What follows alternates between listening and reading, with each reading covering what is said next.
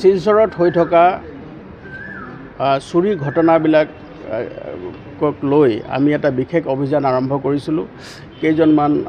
আমাৰ স্থানীয় ব্যক্তি আহি আমাৰ ওচৰত তেওঁলোকে আপত্তি কৰিছিলে যে কিছুমান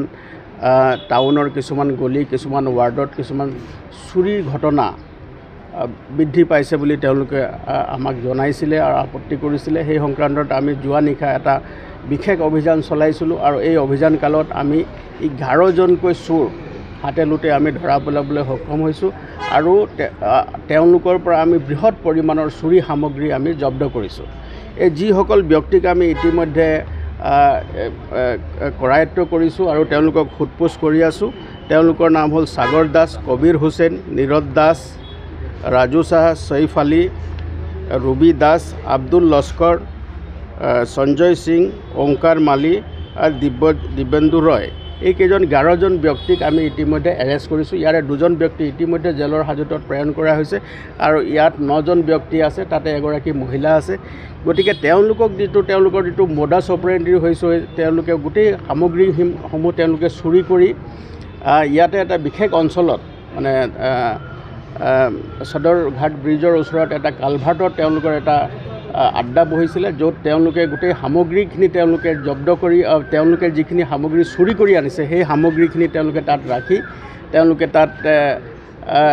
আলোচনা চলাই থাকোঁতে এটা বিশেষ অভিযান চলাই আমি তেওঁলোকক কৰায়ত্ব কৰিছোঁ আৰু তেওঁলোকৰ পৰা আপোনালোকে দেখিছে বৃহৎ পৰিমাণৰ চুৰি সামগ্ৰী, তাত টিভি আছে, তাত এটা ৰিক্সা আছে, তাত অন্যান্য যিখিনি কাঁহৰ বাচন বৰ্তন, তাৰ লগতে গেছৰ চিলিণ্ডাৰ আৰু তাৰ লগতে হেলমেট আৰু আন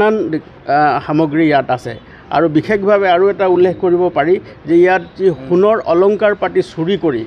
তেওঁলোকে এটা বিশেষ সোণাৰীৰ দোকানত তেওঁলোকে জমা দিয়ে আৰু সেই সোণাৰীৰ দোকানীয়ে সেইখিনিক গলাই চলিড হিচাপে তেওঁ তৈয়াৰ কৰি এইখিনি তেওঁ বিক্ৰী কৰে আৰু সেইখিনি তেওঁলোকে আমাৰ সোধপোছ কালত তেওঁলোকে স্বীকাৰো কৰিছে আৰু সেই যিজন সোণাৰী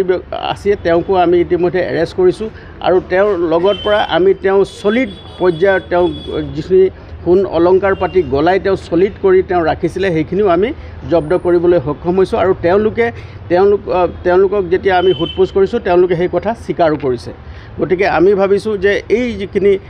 চোৰৰ যিখিনি এই উৎপাত ইয়াত বৃদ্ধি পাইছে সেইকাৰণে আমি সষ্টম হৈ আছোঁ যাতে স্থানীয় ৰাইজৰ যি নিৰাপত্তা আছে আৰু স্থানীয় ৰাইজৰ যি সম্পত্তি আৰু জীৱনৰ যি নিৰাপত্তা হৈছে তাৰ কাৰণে আমি দায়বদ্ধ আৰু আমি সকলো সময়তে তেওঁলোকৰ বিৰুদ্ধে যিসকল চোৰ আৰু চুৰিকা কাৰ্য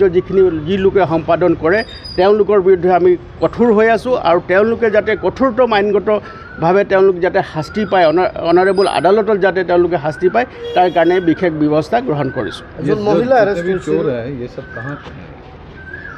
এই যিসকল ব্যক্তি আছে এই গোটেই ব্যক্তিসকল আমাৰ জিলাখনৰ বিভিন্ন অঞ্চলৰ হয়, যেনেকৈ শিলচৰৰো আছে, ধলাইৰো আছে, তাৰ লগতে ইয়াত চুবুৰীয়া জিলাৰো আছে, হোজাইৰো আছে। গতিকে তেওঁলোকে এই যি বৰাক ভেলীৰ আৰু তাৰ অঞ্চলৰ বিভিন্ন অঞ্চলৰ পৰা তেওঁলোকে গোট খাই তেওঁলোকে এই চুৰিকা কাৰ্য তেওঁলোকে সংগঠিত কৰে। গতিকে আমি তেওঁলোকৰ এই যিটো ৰেকেট আছে, তেওঁলোকৰ এই চুৰিকা কাৰ্য চলাই যোৱা যি ৰেকেট আছে আৰু গোটেই ৰেকেটটো আমি যাতে বাষ্ট কৰিব পাৰোঁ আৰু তেওঁলোকৰ চাৰ্কুলত যিসকলে থাকি এই কামটো কৰি আছে তেওঁলোকে যাতে এই কাম কৰিব নোৱাৰে তাৰ কাৰণে আমি তৎপৰ হৈ আছোঁ আৰু তেওঁলোকৰ বিৰুদ্ধে আমি কঠোৰতম আইনগত ব্যৱস্থা ল'বলৈ তৎপৰ হৈ আছোঁ আৰু যিসকলে এই যি দুটা মোকৰ্দমা এই সংক্ৰান্তত আমি ইতিমধ্যে ৰুজু কৰিছোঁ আৰু এই দুটা মোকৰ্দমাৰ যিটো